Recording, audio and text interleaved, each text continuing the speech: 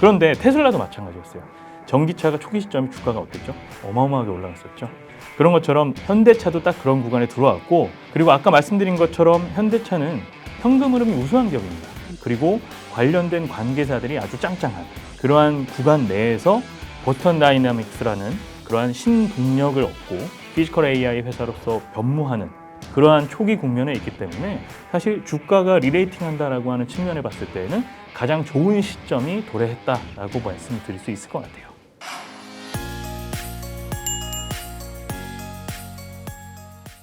안녕하세요. 전문가와 함께 투자 시장을 짚어보는 시간 자산관리부 구혜린 기자입니다. 오늘은 육동이 KB자산운용 ETF 상품 마케팅 본부장님 모셨습니다. 안녕하세요, 본부장님. 안녕하세요.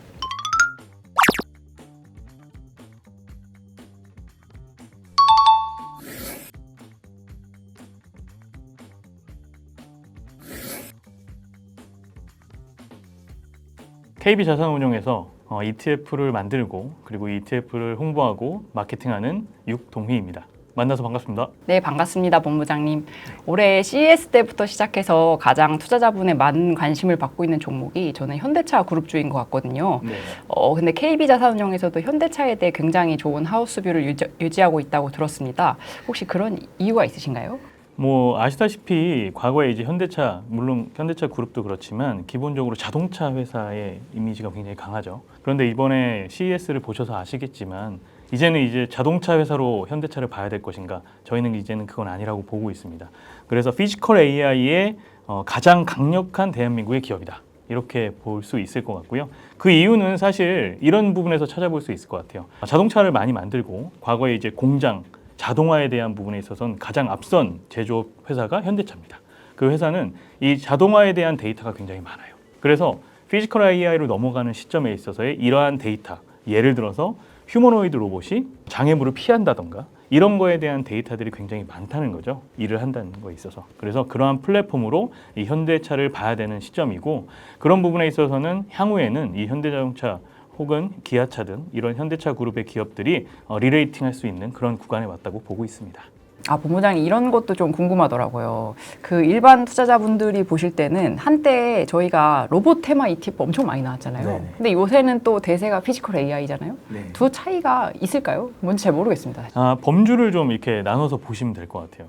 그래서 단순히 이제 로봇이라고 말씀을 드린기보다는 AI라는 그 테마라기보다 이제 산업의 혁명이죠. AI 산업에서 저희는 생성형 AI라는 말을 많이 들었었습니다. 이 초창기 때 내가 질문을 하면 답변을 하는, 그래서 그 답변을 위해서 연산을 하고 추론을 하는, 그걸 이제 저희가 생성형 AI 단계라고 말하는데, 최근 들어서 가장 많이 나온 말이 에이전트 AI입니다. 단순히 제가 묻는 거에 대한 질문에 대한 답변만 하는 게 아니라 이제는 스스로 답을 내리고 내가 이러한 질문, A라는 질문을 했을 때에도 B라는 질문까지 생각을 해서 더 답을 해주거나, 혹은 그 에이전트 AI로 인해서 일에 대한 혁명이 일어난다고 하는 것처럼 다 스스로 판단하고 추론해서 결정을 해주는 거죠. 단순히 그래서 묻고 답하는 단계에서 이제는 에이전트 AI 시대로 바뀐 거고, 그 다음의 시대를 피지컬 AI라고 보시면 됩니다. 에이전트 AI라는 이러한 머리가 완성이 된 상태에서 이제 그러면 과거에는 단순히 명령어로 움직였던 로봇이나 산업 자동화가 아니라 스스로 추론하는 로봇이 생기는다. 그걸 이제 전부 다 피지컬 AI의 범주라고 보고 있는 거고요. 형태는 과거 저희가 단순하게 생각하는 로봇처럼 뭐 휴머노이드 이렇게 생각할 수는 있지만, 공장에서 일하는 로봇 팔도 사실은 과거에는 명령, 넌 A에서 이렇게 B를 통해서 C의 일을 해 라고만 줬어 일을 하던 것이 이제는 본인이 오늘의 생산량을 가지고 내가 지금은 굉장히 많이 뽑아내야겠구나, 혹은 이러한 판단들을 스스로 할 수 있는 그러한 것들도 다 전부 다 피지컬 AI 영역으로 포함되어 있는 거거든요. 그래서 에이전트 AI와 피지컬 AI가 합쳐지는, 그리고 사실 에이전트 AI에서 더 진일보된 그러한 시대를 피지컬 AI 시대라고 보는 거죠. 그렇게 정리를 하시면 단순히 이 피지컬 AI에는 저희가 보는 휴머노이드 로봇도 있을 수 있고, 산업 자동화로 공장 플랫폼들이 전부 다 자동화된 로봇들, 그 외에도 뭐 저희가 휴머노이드 형태는 아니지만 네 발로 다니는 그러한 로봇들, 이러한 형태들도 전부 다 피지컬 AI 형태의 그 범주에 포함되어 있다라고 보시면 될 것 같습니다. 굉장히 범위가 넓은 용어네요. 그렇죠. 이게 실제 돈을 벌어들이는 데까지는 저는 아직까지 좀 긴 기간이 남았을 거라고 생각이 들더라고요. 이게 주가에는 이미 뭐 CS 직후부터 해가지고 선 반영됐다고 판단이 되지만 앞으로의 모멘텀이 또 있을까? 이런 생각도 좀 듭니다.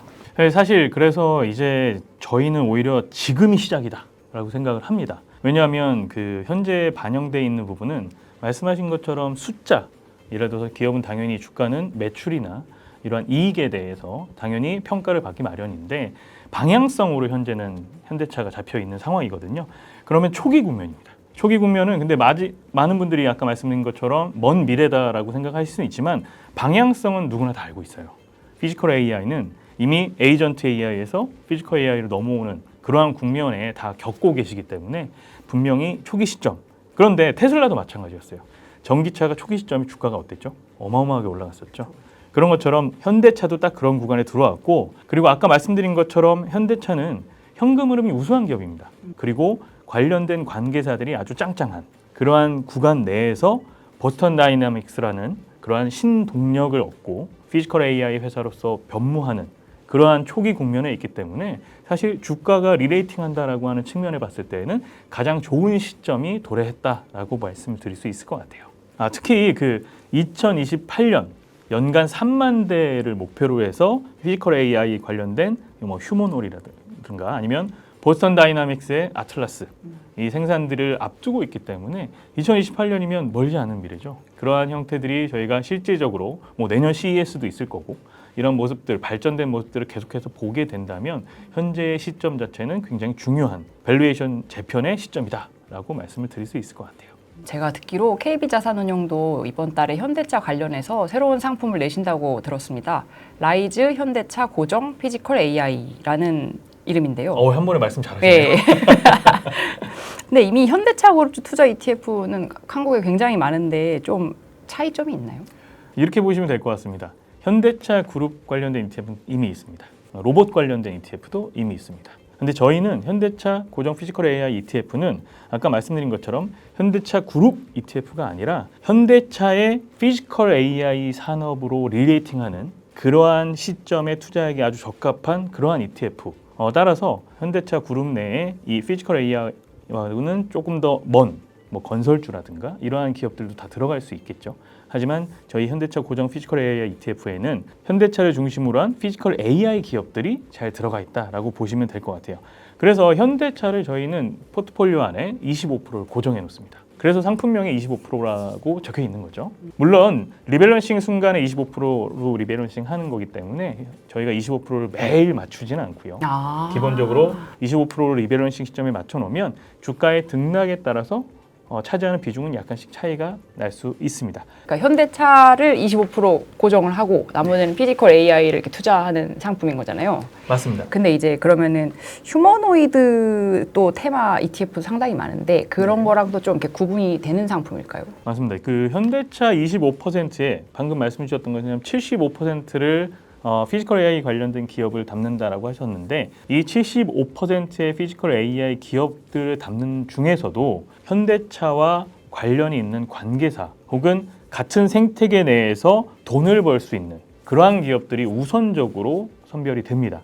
따라서 그냥 테마주의 성격의 다른 로봇 기업들이 아니라 아까 말씀드린 현대차 혹은 보스턴 다이나믹스에 납품을 하거나 확실히 코업을 해서 하는 일 그러한 기업들을 대부분 담기 때문에 어찌 보면 현대차의 리레이팅에 갇힌 배를 탈 수 있는 그런 기업들로 이루어져 있다고 볼 수 있는 거죠. 그래서 기본적으로 이 상품 자체의 기본 테마와 흐르는 이 투자의 포인트는 단순히 휴머노이드 테마가 ETF가 아니라 현대차를 기반으로 한 현대차 생태계에서 실제로 돈을 벌 수 있는 그러한 기업에 투자하는 ETF다. 라고 말씀을 드릴 수 있을 것 같습니다. 그럼 현금 흐름도 굉장히 중시를 하면서 종목 피킹을 하셨다는 얘기시네요. 맞습니다. 사실은 아시다시피 그 로봇 테마나 그러한 피지컬 AI 관련된 종목이라고 하더라도 변동성이 굉장히 크잖아요. 그 이유 자체는 실적 혹은 아까 말씀드린 데이터, 이익이나 매출이 아직까지는 보이지 않기 때문이거든요. 그런데 저희 ETF 내에 포함되어 있는 종목들은 기본적으로는 본업에서도 충실한 종목들이고 그리고 현대차를 중심으로 실적이 계속해서 나는 기업들이 대부분을 이루고 있기 때문에 이 주가의 변동성 자체도 굉장히 탄탄한 그러한 형태의 ETF라고 보시면 될 것 같습니다. 아, 그러면 혹시 이렇게 이해도 될까요? 현대차는 그래도 변동성이 앞으로도 좀 클 거잖아요. 나머지 75%가 좀 변동성을 잡아준다. 이렇게 생각이 반대죠. 이해도 될까요? 아, 반대 오히려. 그렇죠. 현대차는 사실은 변동성이 큰 종목은 아닙니다. 아, 그래요. 아.